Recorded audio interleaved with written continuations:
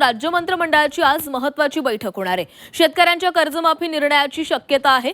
पाणी साठा, इंधन टंचाईचा आढावा या बैठकीमध्ये घेतला जाणार आहे। राज्य मंत्रिमंडळाची आज दुपारी महत्त्वाची बैठक होणार आहे। या बैठकीमध्ये शेतकरी कर्जमाफीच्या निर्णयावर शिक्कामोर्तब होण्याची शक्यता आहे। 10 जून पर्यंत शेतकरी कर्जमाफी केली जाईल अशी घोषणा 2 दिवसांपूर्वी कृषी मंत्री दत्तात्रय भरणे यांनी केलेली होती। त्यामुळे आजच्या बैठकीमध्ये याबाबतच्या प्रस्तावावर चर्चा होऊन अंतिम निर्णय होण्याची शक्यता वर्तवली जाते। तसंच राज्यातील पाणीसाठा, इंधन टंचाईचाही सविस्तर आढावा या बैठकीमध्ये घेतला जाऊ शकतो।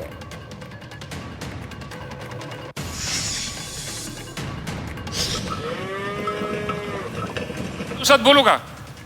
मी कृषी मंत्री म्हणते, तुम्ही जाहीर करायचं, पण आता जरा कृषी मंत्री असल्यावर थोडं थोडं बोललं पण पाहिजे। त्यामुळं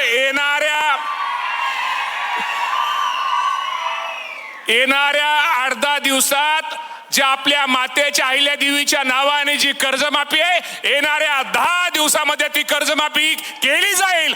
हे माझ्या शेतकऱ्यांना आजच्या कार्यक्रमाच्या निमित्तानं आदरणीय शिंदे साहेब, फडणवीस साहेब, वहिनींचा त्यांची परवानगी घेऊन आज आपल्या सगळ्यांना सांगतो। शेवटी तुम्ही म्हणसाल कृषी मंत्री म्हणल्यानंतर कुठेतरी काहीतरी सांगितलं पाहिजे। त्यामुळे बंधूंनो, अजिबात भविष्यामध्ये काळजी करू नका।